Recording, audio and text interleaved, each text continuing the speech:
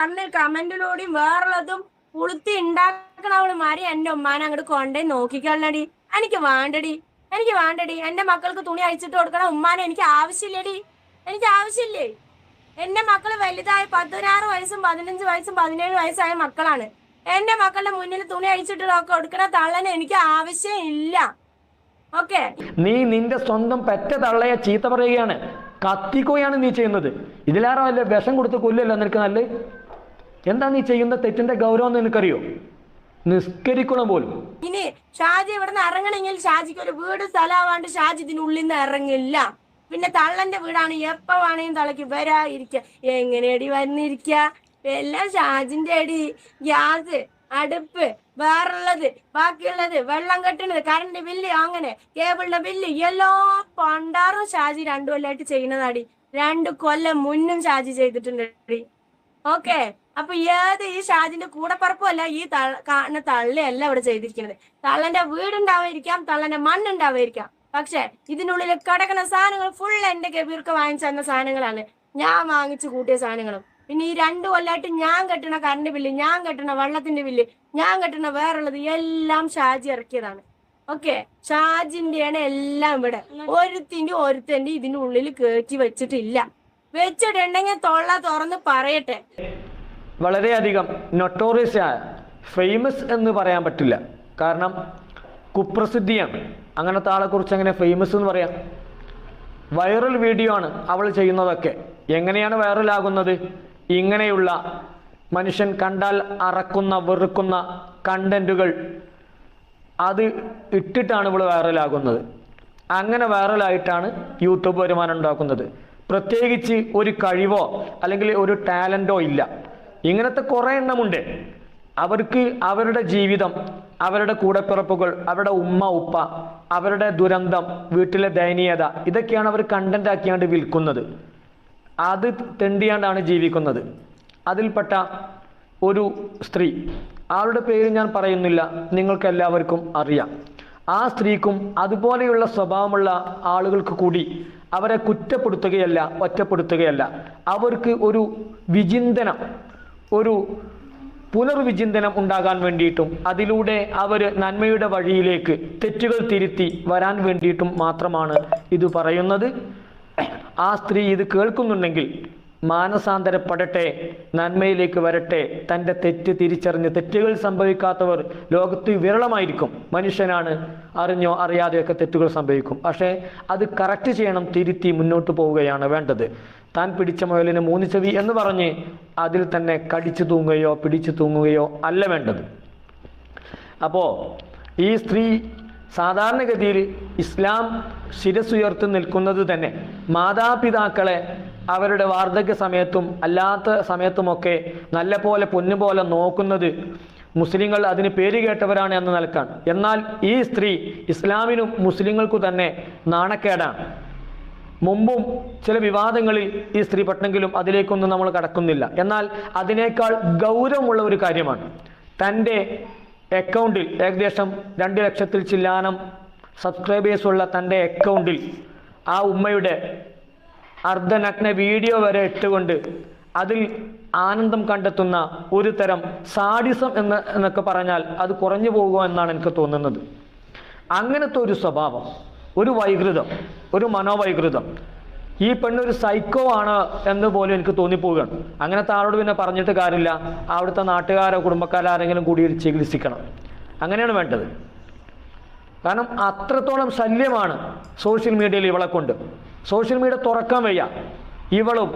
ഇവളെ റിയാക്ട് ചെയ്യുന്ന വീഡിയോയും ഒക്കെയാണ് ഉള്ളത്.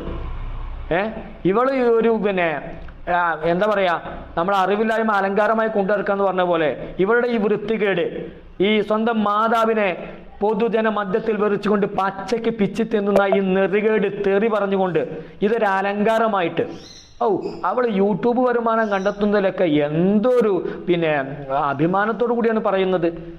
അവൾ വന്ന വഴി മറന്നുകൊണ്ട് ഏത് നിലക്കാണ് എത്തിയത്? ഈ യൂട്യൂബിൽ സബ്സ്ക്രൈബ് ചെയ്ത ആളുകളും വ്യൂവേഴ്സും ഒക്കെ പലരും ഇവളുടെ ഗതികേട് കണ്ടുകൊണ്ട് ആ കുട്ടികളെ ഓർത്തിട്ടാണ് ഇത് സബ്സ്ക്രൈബ് ചെയ്തിട്ടുള്ളത്. എങ്ങനെയെങ്കിലും ഒരു വരുമാനം കിട്ടി ജീവിച്ചു പോയിക്കോട്ടെ എന്ന് കരുതിയിട്ട്. അതിന് നെകളിപ്പാണ് ഇപ്പോൾ അവൾക്ക്, അഹങ്കാരമാണ്. അല്പന് എന്തോ കിട്ടിയാലേ നമ്മൾ സാധാരണ പറയാറുണ്ട് എന്നതുപോലെയാണ്. ഈ കാര്യങ്ങൾ. നിനക്ക് കണ്ട ആണുങ്ങളുടെ അസുഖം മാറ്റലാണോടി പണി? പോലീസിൽ ഉറങ്ങാനായില്ലേ നാളെ? ആണെടി, ഞാൻ എല്ലാ ആണുങ്ങളുടെ അസുഖം മാറ്റി കൊടുക്കണേ. നിന്നെ പോലുള്ളവർക്ക് പറ്റാത്തോണ്ടാണല്ലോ ഞാൻ അസുഖം മാറ്റുന്നത്. എടി, നിന്നെ പോലുള്ളവന്മാര് പറ്റാത്തോണ്ട് എന്റെ അടുത്തേക്ക് വരുന്നുണ്ടെങ്കിൽ നീയൊക്കെ ചത്ത വിടുന്ന് ഞാൻ വെച്ചിട്ടുണ്ടാവും. നീയൊക്കെ ചത്ത സാധനം. അതുകൊണ്ടാണ് എന്റെ അടുത്തേക്ക് വരുന്നതേ. എടി, എന്റെ അടുത്തേക്ക് നിന്റെ കെട്ടിയോ വരണമെങ്കിൽ നീ ചത്ത സാധനം. നിന്നെ ചത്ത പോലെ കടന്ന നിന്നെ ആർക്കും വേണടി.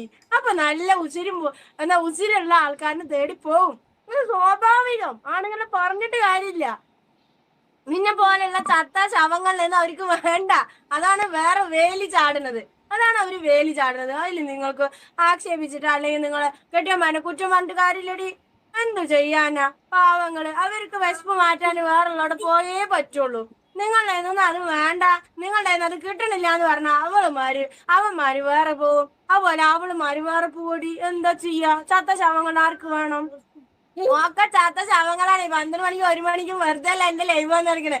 അവന്മാർക്ക് വേണ്ട ചത്ത ശവങ്ങളില്. പിന്നെ എങ്ങനെയാണ് കണ്ട പെണ്ണുങ്ങളെ? എന്നേന്നല്ലടി, വേറെ ഏത് നല്ല പെൺകുട്ടികളെ കണ്ട അവര് പിന്നാലെ പോവടി. എന്താണ് നിന്റെ അടുത്ത് അത് കിട്ടാത്തോണ്ടാടി അവര് വേറെ തേടി പോണത്. അതിന് അവരെ പറഞ്ഞിട്ട് കാര്യമില്ല. പാവങ്ങളാടി. എന്റെ കെട്ടിയാൻ 15 കൊല്ലം ഒരാളിനും തേടി പോയിട്ടില്ലടി. അന്തസായ അടിപൊളിയായിട്ട് എന്റെ കൂടെ കിടന്നിട്ടടി. അതുകൊണ്ട് എനിക്ക് പേടിയില്ലടി. മരിച്ചു പോണവര് എന്നെ തൊട്ടിട്ടുള്ളൂ, വേറെ ഒരാളും തൊട്ടിട്ടില്ല. ഓക്കെ. അപ്പൊ എന്നെ വേറെ ഒരാള് നിന്റെ കെട്ടിയനൊക്കെ തേടി വരുന്നുണ്ട് പറഞ്ഞാ നീ ചത്ത ശവാണ് അവന്റെ മുന്നിൽ. അതുകൊണ്ടാണ് വേറെ തേടി വരുന്നത്. അതിന് നീ അവനെ കുറ്റം പറഞ്ഞിട്ട് കാര്യമില്ലടി. നീ വേണ്ടതൊക്കെ കൊടുക്കടി. അപ്പൊ അവൻ എവരുടെ അടുത്തേക്കും പോവില്ല. എനിക്ക് കല്യാണം കഴിഞ്ഞ കളവന്മാരനെ 10, 20, 22, 23, 18, 19, 20 അങ്ങനെയുള്ള ഏജുകള്. പിന്നെ നിന്നെ പോലെയുള്ള കെട്ടിയന്മാർക്ക് അസുഖം തീർക്കാൻ നിങ്ങൾക്ക് പറ്റില്ലെങ്കിൽ അങ്ങനെയുള്ളവരെ ഞാൻ ലിസ്റ്റിൽ എടുത്തിട്ടുണ്ട്. എന്താടി നിനക്ക്? ഞാനാടി. അതിനെന്താടി നിനക്ക് നഷ്ടമുണ്ടടി? നിനക്ക് വല്ല നഷ്ടമുണ്ടടി? നിന്റെ വീട്ടിലല്ലല്ലോ പണിയെടുക്കണത്, ഞാനല്ലടി പണിയെടുക്കണത്. കാസർഗോഡ് പോക്കില്ലേ? കാസർഗോഡ് പോകലുണ്ടടി. ഇപ്പൊ ടൈമില്ലടി. എനിക്ക് വിശക്കുമ്പോ ഞാൻ കാസർഗോഡ് പോകാലുണ്ടടി. എന്തടി മോളെ? എനിക്കെന്തേലും പറയാണ്ടടി? എനിക്കെന്തേലും പറയണ്ട? കാസർഗോഡുള്ളവരും കണ്ണൂരുള്ളവരും കൊച്ചിയുള്ളവരും കൊയിലാണ്ടിയുള്ളവരും മലപ്പുറത്തുള്ളവന്മാരൊക്കെ എന്റെ പിന്നാലെ വരുന്നുണ്ടെങ്കിൽ നിങ്ങളൊക്കെ എന്തിനാടി വേസ്റ്റുകളെ അവിടെ അവന്റെ കെട്ടുകളന്മാരാവട്ടെ ഇരിക്കുന്നത്? വേസ്റ്റ് അടി നിങ്ങളൊക്കെ. അതുകൊണ്ടാടി അവന്മാര് പല ആൾക്കാരും തേടി പോണത്. അത് നിങ്ങൾക്ക് കഴിവില്ലാത്തോണ്ടല്ലടി. നാണമില്ലാത്ത ചെറ്റകളെ എന്തിനാടി കമന്റ് ഇട്ടിട്ട് നാറാ നിക്കണത്? നിങ്ങൾ തന്നെ നാറുന്ന എന്തിനാടി? കണ്ണൂരുള്ളവരും കാസർഗോഡുള്ളവരും കൊച്ചിയുള്ളവരും കൊയിലാണ്ടിയുള്ളവരും മലപ്പുറം തിരൂര് അതുപോലെ കൊല്ലം എന്താ പറയാ തിരുവനന്തപുരത്ത് എല്ലാ ആൾക്കാരും എന്നെയാണോ അങ്ങനെ അടിയാത് പുല്ലത്തിയോടെ നിങ്ങൾ ചത്ത ശവങ്ങളായിട്ടുള്ളടി. എന്താടി ഞാൻ അറിയില്ലടി. എന്നെ പോലുള്ള പെൺകുട്ടികളെ അവര് സ്നേഹിക്കുന്നുണ്ടെങ്കിൽ അല്ലെങ്കിൽ അവർക്ക് റെസ്പെക്ട് ഉണ്ടെങ്കിൽ, ആണുങ്ങൾക്ക് റെസ്പെക്ട് ഉണ്ടെങ്കിൽ അത് നീയൊക്കെ വീട്ടില് ശവമായതുകൊണ്ടാടി. നീയൊക്കെ വീട്ടില് ശവങ്ങളാണ്. അതുകൊണ്ട് അവർക്ക് അങ്ങനെയൊക്കെ തോന്നോടി.